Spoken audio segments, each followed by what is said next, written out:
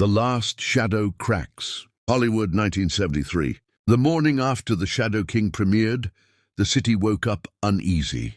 Phones rang too early. Lawyers were called too fast. Men who had slept peacefully for decades suddenly felt watched. Victor Hale stared at the newspaper spread across his office desk. Not headlines, silence. And that frightened him more than bad press ever could. "Find out who's behind this," he snapped at his assistant. "I want names, today." But names were disappearing. Emails went unanswered. Files were missing. People who once begged for Victor's approval now avoided eye contact. Something had shifted. The first fall, Elliot Crane was the first to break. A respected producer on paper, a predator behind closed doors. Anonymous documents began surfacing online. Contracts buried for years. Payments routed through offshore accounts. Actors silenced with threats and money. The evidence was surgical. Too precise to be random. A major newspaper ran the story. Then another. By the end of the week, Elliot Crane's name was radioactive. He locked himself inside his mansion, watching television screens replay his downfall again and again. He whispered one name, Brando. Marlon in the shadows. Marlon watched it all from a distance.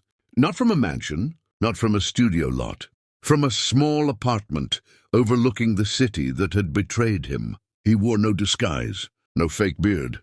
Time had already transformed him. The world saw an aging man. They didn't see the fire behind his eyes. A journalist sat across from him, unaware of who he truly was. "These documents," she said, flipping pages nervously.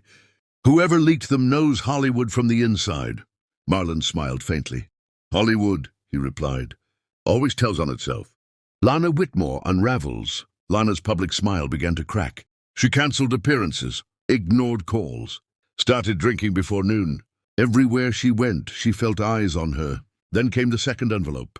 Inside was a tape, her voice, younger, colder, negotiating someone's silence. She collapsed onto the floor. The past was no longer buried. It was knocking. The courtroom storm. Lawsuits erupted across Hollywood. Actors who had vanished years ago suddenly returned with evidence. Writers stepped forward. Assistants spoke out. The system that once protected monsters began eating itself. Victor Hale stood before a mirror in his office late at night. For the first time he looked old. Not powerful, just afraid. "You're a ghost," he muttered to his reflection. "You should have stayed dead." The reveal. At another film festival, smaller, quieter, Marlon Brando appeared in person. No announcement, no introduction. He simply walked onto the stage. The room froze. He looked at the audience, his voice calm, controlled. "They tried to erase me," he said, "but I learned something." Silence. Hollywood doesn't destroy people. It reveals who they really are. Victor Hale watched the broadcast from his office. His hands shook. Wait for part 3.